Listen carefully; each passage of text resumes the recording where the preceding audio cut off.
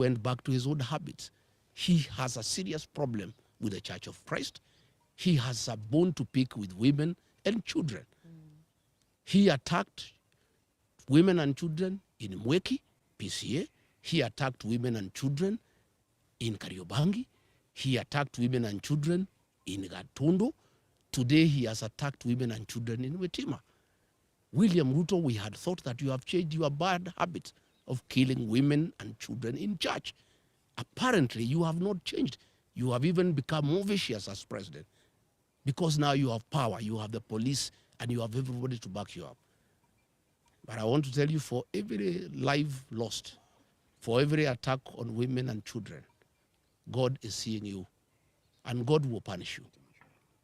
We want to appeal to the international community to come through for Kenya. William Ruto is setting the stage for civil strife ahead of the elections because he knows he's losing. He wants Kenya to be like Tanzania or like Uganda. I want to tell William Ruto, Kenya cannot be Uganda and it cannot be Tanzania. We want to call on the international community who are our friends to come through for Kenya. This impunity by William Ruto, setting the stage for civil war ahead of the elections, must be checked because the people will not take it. And what has happened today has set the temperatures extremely high. The people are agitated. And I want to tell William Ruto, my former boss and friend, I understand your frustration that you have lost a mountain and you are trying to do everything to regain it. But this is not the way. Attacking churches, attacking women and children, trying to kill leaders, you are simply making the situation very difficult. The people of this region whom you have declared war on are hating you much more than they hated you yesterday. There is no way you can force the people of this area to support you. And use of police and goons will not help you.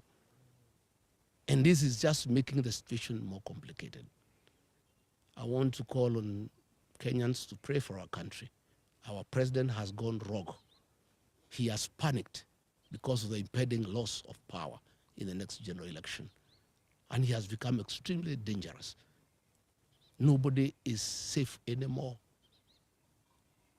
If he can attack the church that prayed him into power, I think he has gone rogue. And this is totally unacceptable.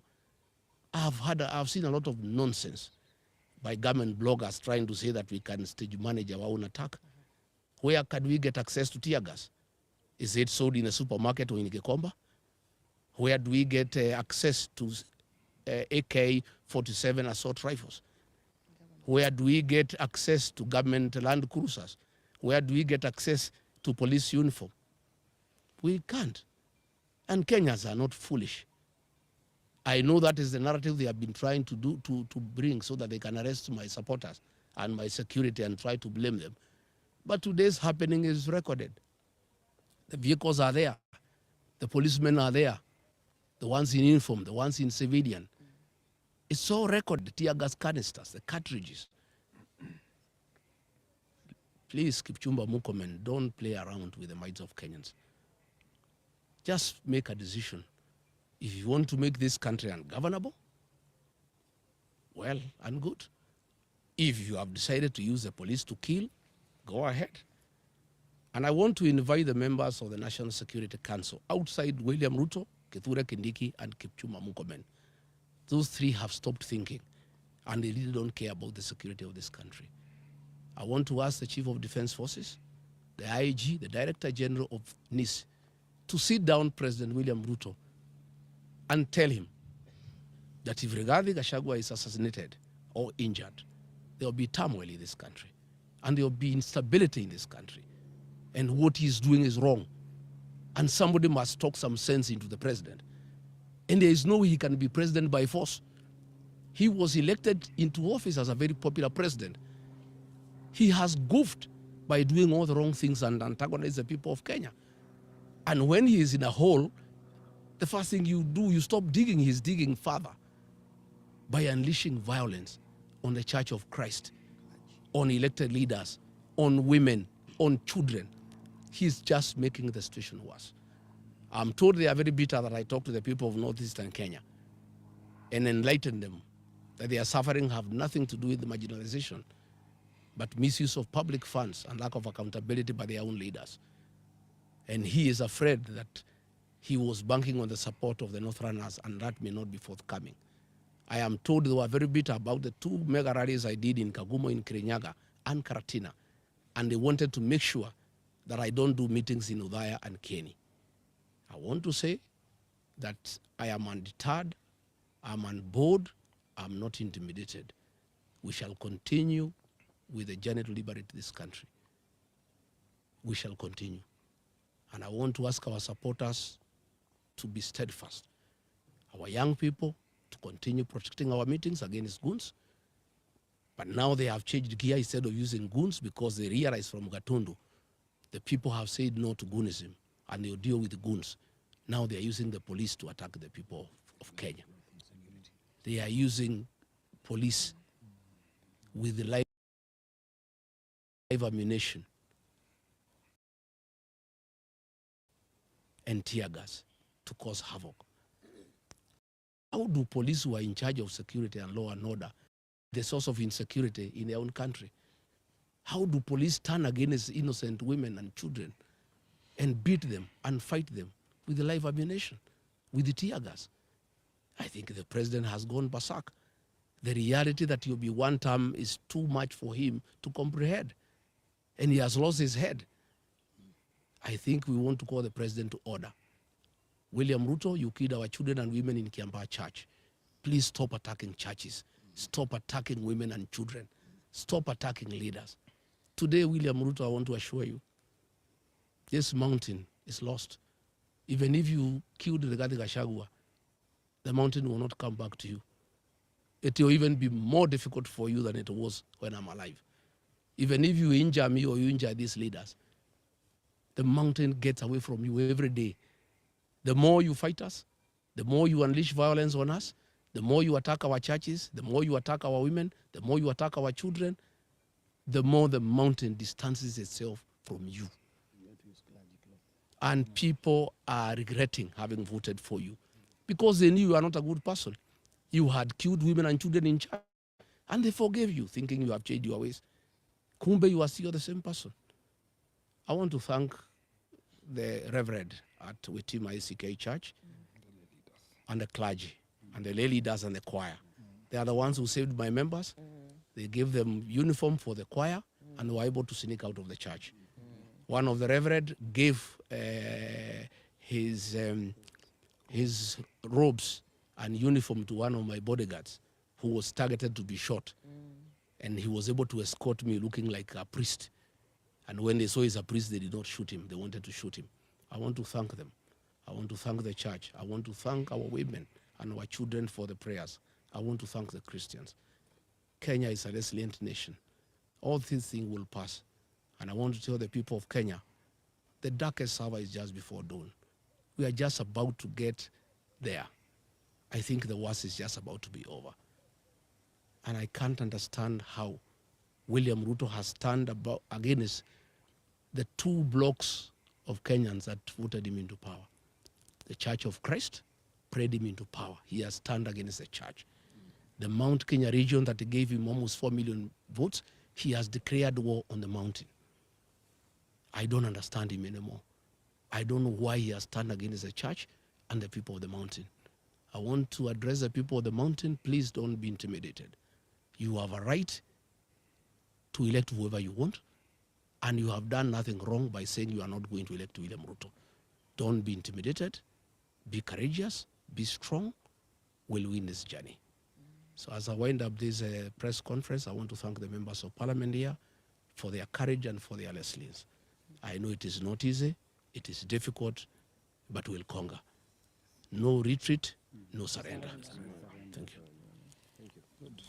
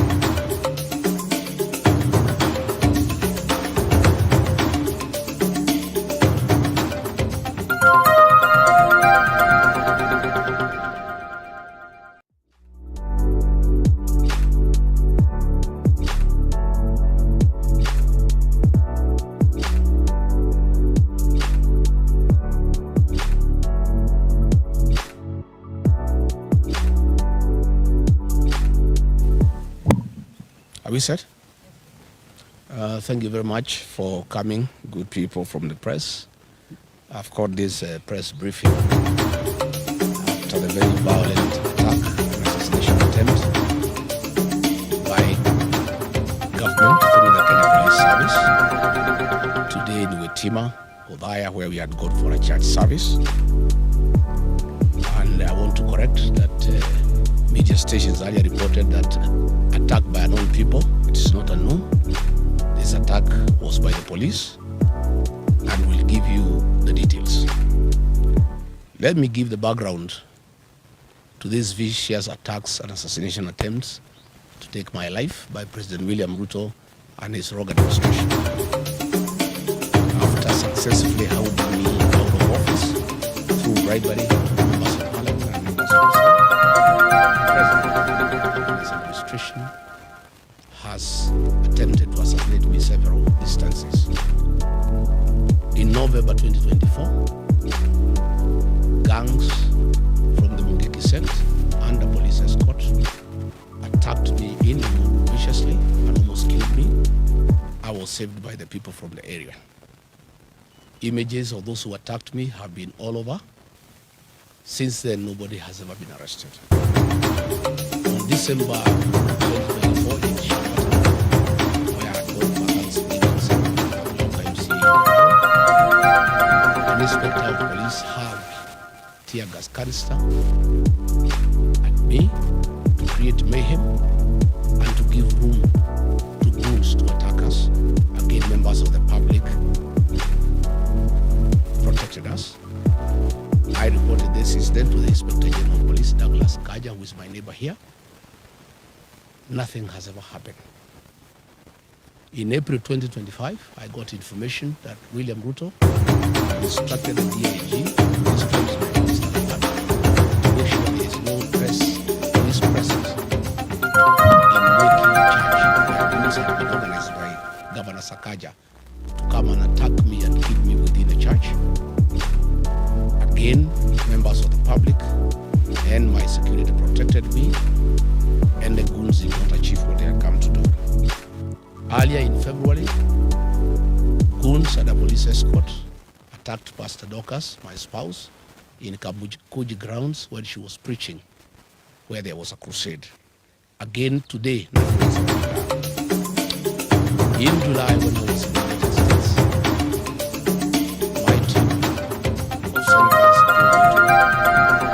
John Medho of Nyandarua, Victor Munyaka, the former member of parliament for Machakos Town, were attacked by police with live bullets. This matter was reported to IPOA. Again, no action has ever been taken. On my arrival from the United States, members of parliament in Nairobi were facilitated by Kipchumba Murkomen, the CS for Interior, had staged a very daring attack on me under police supervision. Police were supervising the attack in a helicopter from the air. And I was not allowed to address people, and I was viciously attacked. Again, no action has been taken. In Narrow Town, during the by-elections of the FO campaign, police officers under the command of Better Mind, the women rep for Muranga, and her two bodyguards, whose details I'll give later, attacked me viciously with the live ammunition and tear gas. We reported this matter. Again, nothing has ever been done. Just after the by-elections, I went for a Thanksgiving ceremony in PCA Church. Again, goons detected on us under police escort. And when they were overwhelmed by members of the public and the security, the police assisted them. The police lobbied tear gas canisters inside the church to enable the guards come inside the church. They were repassed by members of the public and we escaped without being injured. Women and children were hurt inside that church. Immediately thereafter, William Ruto declared that goons will never be allowed to attack anybody or to go to church, and instructed IG Kaja to make sure that will never happen. It was just talk and camouflage, because he's the one behind these attacks.